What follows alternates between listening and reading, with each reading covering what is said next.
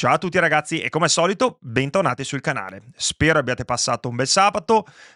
che si è concluso con la partita tra Pisa e Juventus, che è quella che ci interessa, e diciamo che la cosa più positiva e alla fine anche quella che conta davvero è ovviamente questa vittoria per 2-0, arrivata su un campo difficile come quello del Pisa, una neopromossa che ha messo in difficoltà tante squadre e soprattutto durante una partita che è stata tutt'altro che semplice, perché alla fine loro hanno colpito due legni contro uno dei nostri legni colpito da Kelly con quel bel tiro di sinistro dentro l'area di rigore nel secondo tempo, e comunque ci hanno messo abbastanza in difficoltà, se non per quanto riguarda magari le occasioni, perché a parte i due pali non c'è stato molto di più di cui parlare da parte del Pisa, ma anche da parte della Juventus,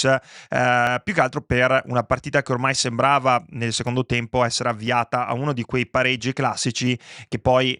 purtroppo fa perdere quella che è la continuità dei risultati in un momento in cui portare a casa i 3 punti è la cosa fondamentale. Comunque, prima di andare avanti vi invito come al solito ad iscrivervi al canale, vi ricordo che è completamente gratuito, e mi raccomando commentate perché aiuta insomma il mio canale ad arrivare a sempre più juventini ed a aumentare ed ampliare questa community che stiamo cercando di creare. Comunque, detto questo, avendo appunto sottolineato quanto la vittoria di oggi fosse fondamentale,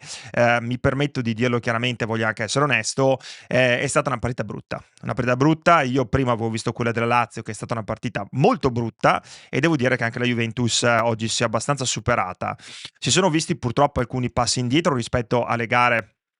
le ultime due gare contro il Bologna e contro la Roma, e siamo ritornati ad avere secondo me un palleggio abbastanza lento, una manovra molto prevedibile e mancanza di ritmo, ma soprattutto poca intensità anche nell'andare a recuperare il pallone e soprattutto nell'aggredire l'avversario.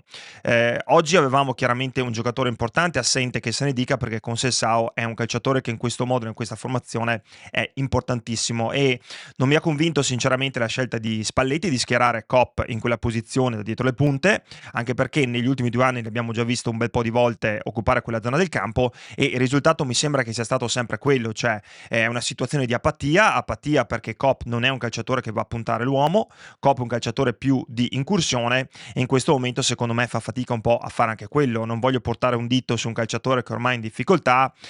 però credo che Kopp Miners non abbia la personalità per giocare in quella zona del campo, e credo che quando si gioca proprio in quella zona, in quella casellina, bisogna andare a creare le superiorità numerica. Se non si fa quello, alla fine questo modulo perde un po' della sua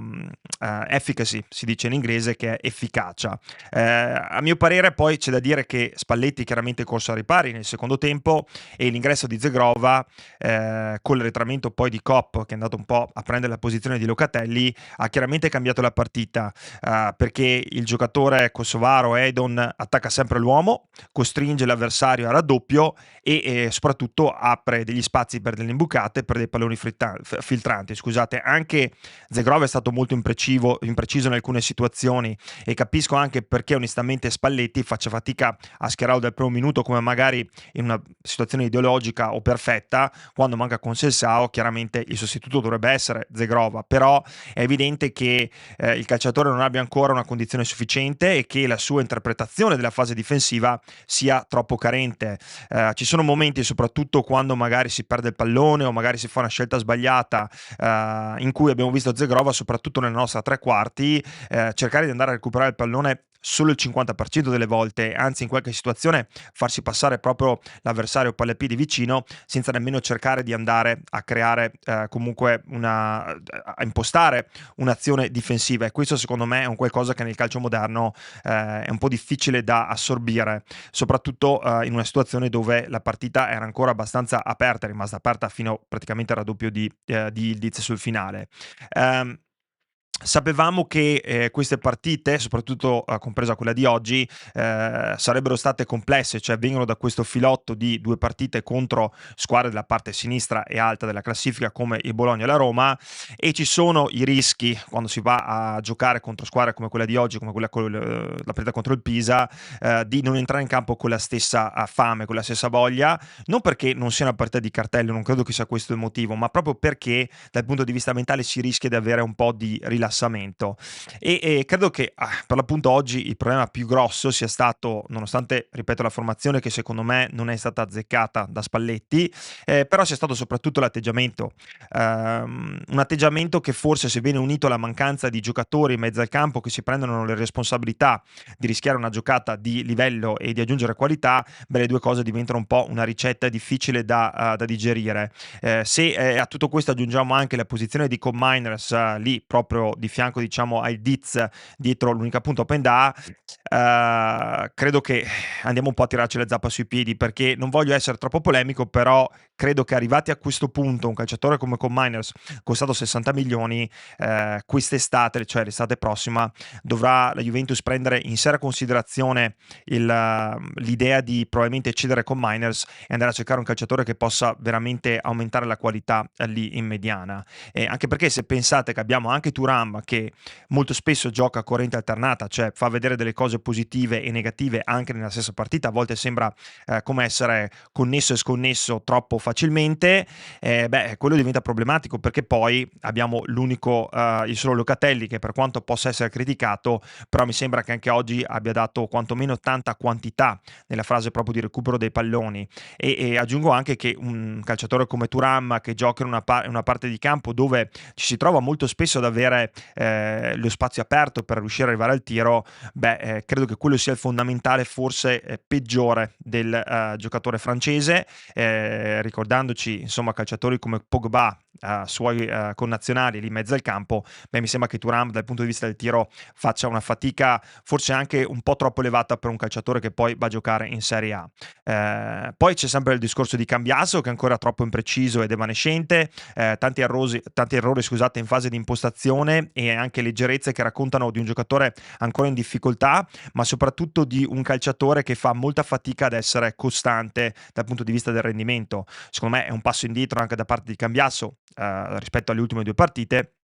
e credo che insomma si sia visto, ci sono state situazioni dove Andrea veramente si è un po' ha creato dei problemi alla Juventus che potevamo anche evitare. Poi voglio anche aggiungere qualcos'altro, cioè io capisco che ci sia frustrazione da parte di chi come noi guarda le partite e tifa per quanto riguarda le punte, per quanto riguarda l'attacco e la difficoltà insomma dei calciatori che sono arrivati di segnare, però io sinceramente mi sento di aver poco da dire, perché Openda e David secondo me non si accenderanno mai se la squadra non ha gioco come oggi. Serve velocità nel giro palla e qualità nei passaggi e nelle scelte, ma soprattutto serve di trovare l'imboccata giusta creando la superiorità numerica, e credo che calciatori come questi due, che hanno comunque caratteristiche molto diverse l'uno dall'altro, uno come Openda piace più andare in profondità, David invece cerca un po' di più di andare a collegare il gioco con la mediana, beh, hanno caratteristiche differenti, ma dal punto di vista fisico entrambi sono abbastanza, secondo me, leggerini dal punto di vista proprio della fisicità. Sicuramente nessuno dei due ha la potenza che può avere magari Vlahovic in alcune situazioni, però ripeto, con questo tipo di calciatori, se non si crea una trama di gioco veloce, soprattutto se non si crea qualità e se non si va a trovare la superiorità numerica, che è un qualcosa che con Selsao, per quanto in tante situazioni chiaramente abbia dei limiti dovuti proprio alle scelte finali che fa negli ultimi 30 metri, però ripeto, come oggi abbiamo visto che gli attaccanti non possono essere determinanti come magari sono stati in altre partite, soprattutto Openda magari nell'ultima che ha fatto un'ottima prestazione, se la squadra alla fine è spenta come l'abbiamo vinta oggi. Comunque la vittoria resta fondamentale, anche perché negli ultimi anni, come sapete bene, queste partite non le portavamo più a casa. Una partita come oggi poteva finire con un pareggio, ma anche con una sconfitta in realtà, quindi bisogna essere contenti dal punto di vista del risultato da tifosi, però credo anche che Spalletti, anzi sono abbastanza convinto che Spalletti non sia soddisfatto di quanto visto oggi, e siamo anche tra l'altro ormai a un passo dall'inizio del mercato di gennaio, e questa partita ha dimostrato ancora una volta che serve qualità, serve qualcosa in più di mezzo al campo, serve non solo qualità ma anche personalità di trovare un calciatore che possa avere la capacità di prendersi un po' in mano questa squadra. E io non sto parlando di profili come sono usciti insomma nell'ultimo periodo come quello di Frattesi, che Frattesi può avere delle qualità insomma dal punto di vista di incursione di un altro tipo, soprattutto se poi magari si va a decidere di fare scelte in futuro anche di non rinnovare certi contratti come McKennie eccetera, potrebbe essere interessante avere calciatori che hanno quella qualità di incursione nell'area, però in questo momento non è un Frattesi ciò che serve alla Juventus. A noi serve di più un Lobotka, a noi serve di più un metronomo e voi direte, beh, insomma, mi sembra anche ovvio, però chiaramente questi giocatori costano tanto e ce ne sono pochi, però se la Juventus va a investire oggi nel mercato, cioè in quello di gennaio, secondo me avrebbe più senso investire per un calciatore che può fare veramente la differenza invece di andare a prendere l'ennesimo profilo che poi alla fine in estate diventerà un qualcosa che non ci serve. Quindi forse è meglio aspettare e continuare con una squadra come quella che abbiamo adesso, cercando comunque di rimanere attaccati al treno di quelli là davanti, però senza andare a sprecare risorse che poi in estate potrebbero essere in realtà molto importanti, visto anche che ci saranno alcuni, anzi molti contratti che arriveranno al loro termine. Comunque ragazzi, ci godiamo, ripeto, questa vittoria che è una vittoria fondamentale e tra l'altro ci sediamo comodi sul divano per domani, per tutta la giornata di domenica, aspettando di vedere cosa faranno le altre, anche perché c'è un po' di pressione anche là davanti tra insomma Milan, Inter e Napoli, che comunque arrivano tutte e tre dalla Supercoppa, che alla fine avrà anche tolto delle energie mentali e fisiche, però ripeto, un campionato apertissimo dove tante cose possono accadere e in soli 7-14 giorni veramente non voglio dire che la classifica può essere ribaltata, però le posizioni da davanti possono cambiare molto facilmente. Comunque, ci vediamo in questi giorni, come sempre vi ringrazio di essere qua ad ascoltarmi, un abbraccio, sempre Forza Juve, lasciate un commento qua sotto, voglio sapere la vostra opinione.